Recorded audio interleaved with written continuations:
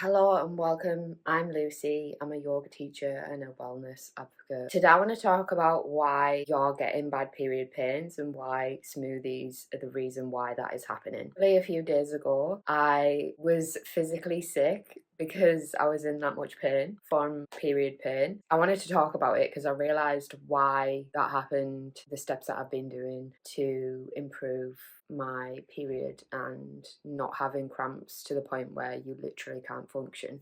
The pain was just so bad. Sick. It was during the night. It's cold here in Melbourne. I actually realised, it just dawned on me why the pain was so bad, not until it was actually happening, because it is really not like me to have like period pains that bad. Like, don't get me wrong, I have had cycles in the past where they haven't been so good. More recently, I went to see a traditional Chinese medicine practitioner. I first got fully introduced to traditional Chinese medicine when I did my 300-hour yoga teacher training in Sri Lanka in 2024. Learned about yin yoga. It developed my love for traditional Chinese medicine. So when I had a couple of ailments in Melbourne here, I went to see a traditional Chinese medicine practitioner. In no way am I saying that I'm fully qualified to give medical advice, so if you are experiencing anything, please go and see a professional. If you're in Melbourne, in the links below, so you can book an appointment with her if you'd like to. But I just thought I'd speak about this experience because I know how painful periods can impact your life, and I will really, the pain that I was in, I really wouldn't wish it on my worst enemy. So I wanted to speak about it today because I literally haven't had painful periods in a long time or that bad, and I'm one generally to avoid taking any medication like painkillers before I fully know how bad the pain is and get into the root cause of it. And obviously now I know why, because I've been taking the steps previously to actually sort my nutrition out. So as well as having acupuncture cupping, my TCM practitioner recommended me that I eat in the TCM way, which is eating more warming foods. Now there is probably a lot more that goes into the nutrition side when it comes to this holistic practice, and please do your own research, deeper research, and go and see your own traditional Chinese medicine practitioner if you want to dive deeper into it. But this is just like a vague steps that you can start to take so that you actually don't have painful periods to the point where you're sick like I did. My practitioner sent me a list of like warming foods essentially, and the day that I had the painful period, that day I had a salad for lunch, and then I also had salad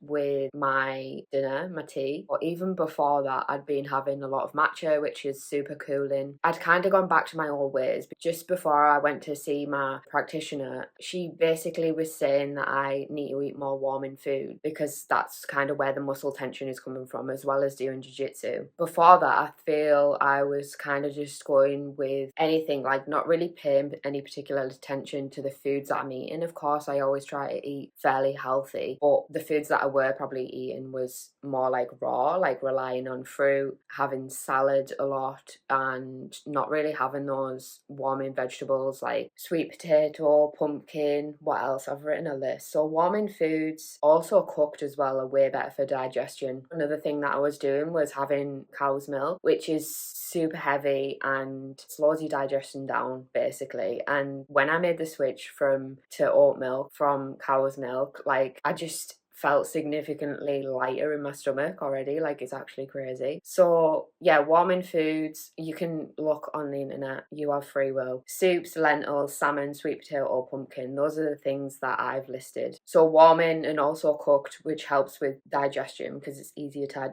digest. And then cold foods, obviously, like raw lettuce, apples, like fruits and things that aren't cooked, like even raw vegetables, like raw carrots, I'd say, but I'm not totally sure on that. Please don't hold me of any of this information. But yeah, like I said, just look for yourself, like whole foods. And that's like, for example, smoothies. Like, what do you put in a smoothie? It's basically all like, and avocados are cooling foods. So avocados, blueberries, strawberries, anything that's cooling basically goes into a smoothie. So yeah, it might seem like it's healthy and you are getting the vitamins, but with traditional Chinese medicine they kind of sway away from that because that's what slows the digestion down. It's cold in Melbourne. I was traumatized from winter last year, and I think because the sunshine had been out a little bit, I actually started to like not wear as many clothes. So I think that also added to the element of like my actual physical body being cold. Because if you think about it, when this might be a bit too much information, but if you think about it, when the blood flows, if your body's cold, then of course like your cycle is not going to flow very well, therefore it's going to get stuck and cause the cramps essentially. It was a massive wake-up call for me essentially, because obviously I'd retreated back to my old habits because I'd also been in competing as well, to be fair, so being pretty busy. And things like teas as well, you know, I love trying different teas, but also being gravitating more towards like warming teas like ginger. I've got a tea with chili in it, but yeah, ginger and lemon tea has been like my go-to, or chai, that's what I'm thinking of. When it's super strong chai, you actually feel the warming sensation in your body. It's so good.